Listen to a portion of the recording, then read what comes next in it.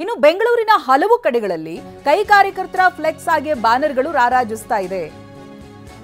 DCM DK ಸೂಚನೆ ಮೀರಿಯೂ ಕೂಡ flex ಅನ್ನು ಅಳವಡಿಕೆ ಮಾಡಿದ್ದಾರೆ.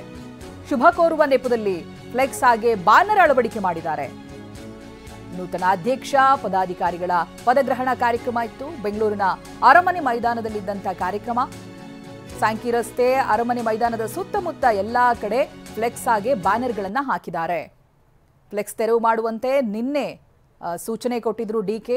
ಫ್ಲೆಕ್ಸ್ ಹಾಕಬಾರದು ಅಂತ ಕಾಂಗ್ರೆಸ್ ಕಾರ್ಯಕರ್ತರಿಗೂ ಕಿವಿ ಮಾತನ್ನ ಹೇಳಿದ್ರು. ರಾತ್ರಿಯೇ ಕೆಲ ಫ್ಲೆಕ್ಸ್ ಆಗಿ ಬ್ಯಾನರ್ಗಳನ್ನು ಅಧಿಕಾರಿಗಳು ತೆಗೆದಿದ್ರು.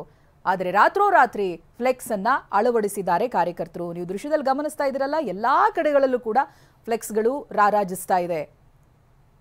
ಇದು ಬೆಂಗಳೂರಿನ ಅರಮನೆ ಮೈದಾನದಲ್ಲಿ ಕಾರ್ಯಕ್ರಮ ನಡೀತಾ ಇತ್ತು.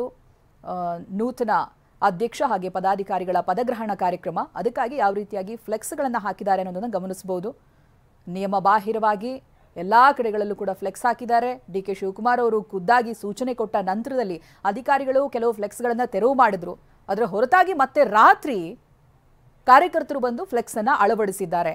ಅದೇ ಫ್ಲೆಕ್ಸ್ನ ದೃಶ್ಯಗಳನ್ನು ನೀವು ಗಮನಿಸ್ತಾ ಇದ್ದೀರಾ. ಬೆಂಗಳೂರಿನ ಹಲವು ಕಡೆಗಳಲ್ಲಿ ಇದೇ ರೀತಿಯಾಗಿ ಕೈ ಕಾರ್ಯಕರ್ತರ ಫ್ಲೆಕ್ಸ್ ಬ್ಯಾನರ್ಗಳು ಕಾಣೋದಕ್ಕೆ ಸಿಗ್ತಾ ಇದೆ.